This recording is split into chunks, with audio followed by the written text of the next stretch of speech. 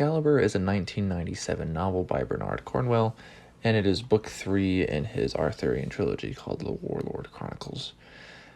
If this was the history of the first days of medieval England, there would be no Arthurian legend. And I'll just say it outright, because of that, I think Cornwell fails. I only finished this series to understand present-day Arthuriana, pretty much. I really didn't enjoy book 2 at all, and book 1 was okay. But anyways, let's get to the book itself.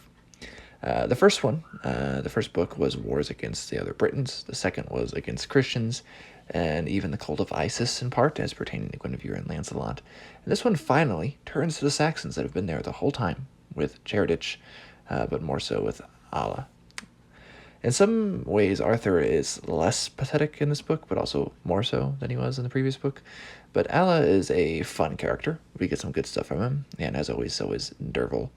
We also have Gawain. Not like I've seen him before, but he's not particularly impressive here, I'll be honest. Derval's really the best part of these books, and he still has his problems.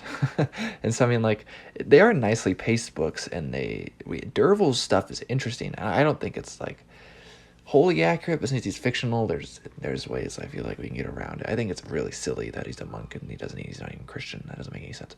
But whatever. Like, I think he would be doing anything else but being a monk if this was the case. So anyways, as before, the hate on Christianity is not historically accurate at all, actually. And the Britons, like the Romans before, were largely converted at this point in history and had been a largely peaceful conversion as well. Cornwell just has a chip on his shoulder and puts so much of it into his plot. Would say something like Druids, which also didn't exist really at this time. It's impossible to ignore this stuff, honestly. Honestly, I probably wouldn't care that much if any of the other reviews I'd ever seen about this had, deigned to mention this historical inaccuracies, considering this is supposed to be one of the best historical accounts of Arthur. It really falls flat. If you want a better one, read Sword of the Sunset by Rosemary Sutcliffe, and she's just got a more lyrical style anyways, and it's just one novel. So, but it's hilarious that there would be no Christian, right? Like,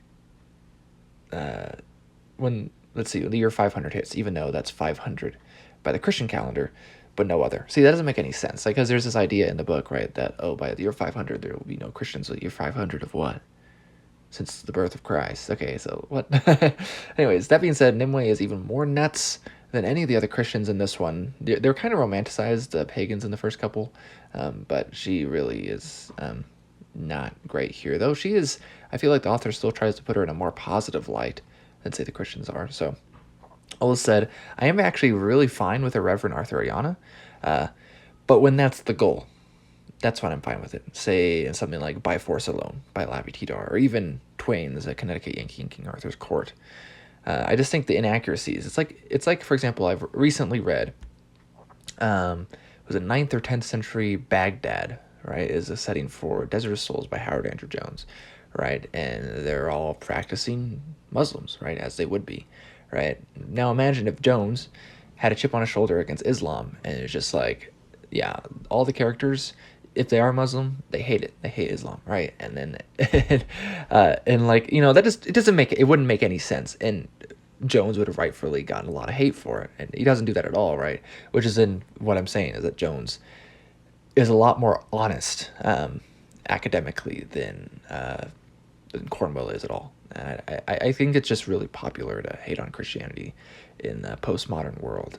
But really, I'm going to keep him honest. I'm going to say that he does a terrible job, and because of that, these books are middling at best. Honestly, if he had kept his cool, they'd probably actually be noticeably good books. I don't know about great, but they would have been good still. So anyways, Liam from Wings Lyceum. What a almost waste of time.